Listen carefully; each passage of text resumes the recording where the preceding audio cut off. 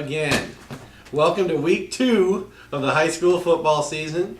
We're here to bring you our video blog as always. I am Tim McDonough along with my esteemed colleague, Chuck Martinez-Brandon. We're here to preview some games, hand out some awards, and have a little fun. What are we going to do first, Chuck? We're going to hand out awards? We're going to talk football? What do you want to do? Let's hand out awards. All right, well, you start first. All right, hey, week 1, payday. Big time players, big time stats, big time games. We'll give the first one of the year out to Levi Fisher of Bryan. They played the Van Wert Cougars, got off the schneid against the Cougars. Levi, 222 yards, 4 touchdowns. I don't care who you're playing, children of the blind and poor, 222 yards and 4 touchdowns is payday player of the week. Very nice. We have our Whopper hit of the week, which goes to Napoleon safety / quarterback, Nick Reddick, who came up and put an absolute lick on Aaron Swanson of Defiance in their thrilling 10-7 win in the River Rivalry last week. Not easy to say, River Rivalry. And for the first time this year, we also have the online player of the week as voted on by you, the fans, on both my blog and Chuck's.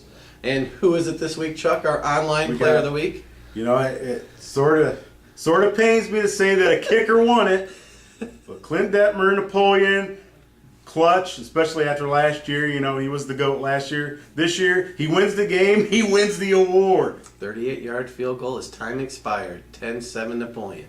All right, Chuck, let's talk some football now. Where are you starting? What games you got this week to talk about? All right, hey, the big first one, we'll just talk about the Tenora Rambos. Are you kidding me? They got off the schneid, another team. They got the monkey off their back. They took care of Liberty Center after losing, I think it was like half a dozen straight to the Tigers. They put it to them last week. Now they've got the defending state champs, Delphus St. John's. They're going down to Delphus. So they're into fire. Yeah. So Rambos got your big task for you this week, but I tell you what, don't go and get popcorn or anything because this game will go fast. 2 running teams. Last week, Delphus was down to LCC, and I can't get my hand on this. LCC, 500 team a year ago, they had the defending state champs down, and if it wasn't for an interception and a late touchdown, the state champs would be 0-1 going into this game. Wow. So I can't tell if LCC's that much better or Delphus is that much worse. But this was supposed to be Delphus's year. When they won it last year, they thought they were a year away from the league, from the winning a state title. Wow. So after week 1, I don't know. I'm sort of still feeling my way. I've read through my tabs. I'm trying to get a feel for it. I don't know, but I do know that everybody runs the ball in this game. Delphus, their stud running back, Jordan Linear, last week, 11 carries, 45 yards.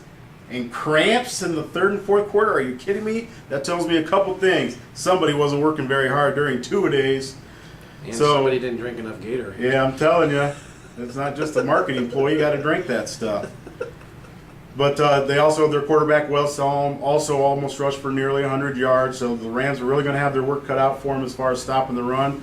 Flip side, the Jays are going to have to stop the Rams' run. The Rams, throw 4 had 86 yards last week, and Beneke had over 80. And then you always got to worry about Dravis, who's coming on.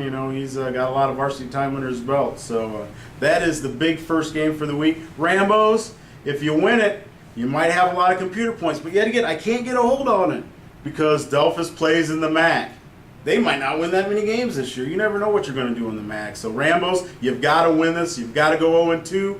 How much it helps you? That will be determined.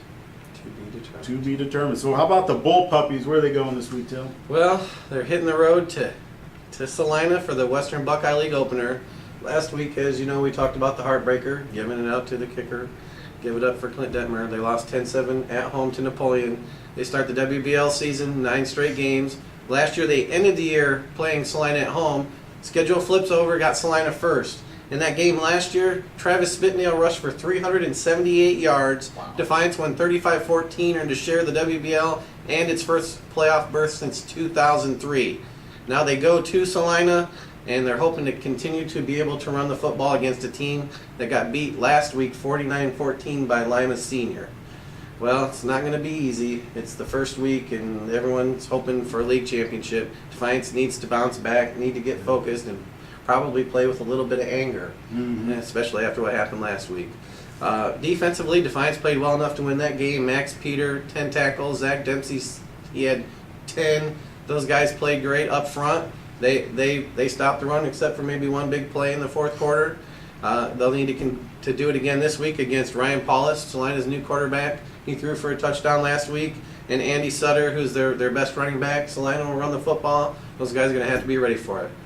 Offensively, Defiance needs to just get it cranked up.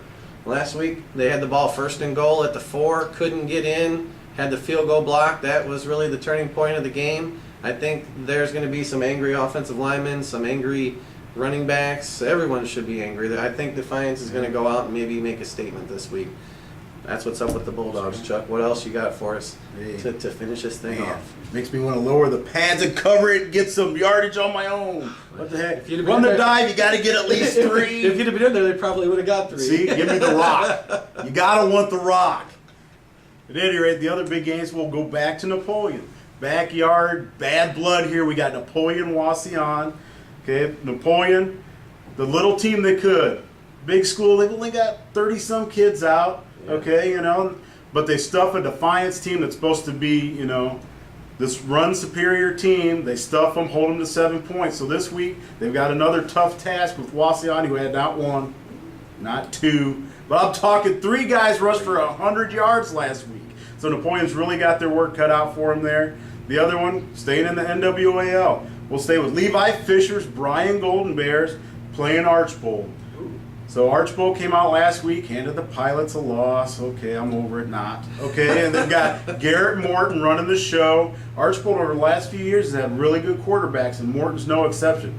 Cool, calm, and collected. Boy, he got smacked around last week, kept his composure. When he needed to, he ran it for more than 100 yards. When he needed to, he passed for more than 100 yards. So the Bears are really going to have to try to keep Morton in check and what the Blue Streaks offense does.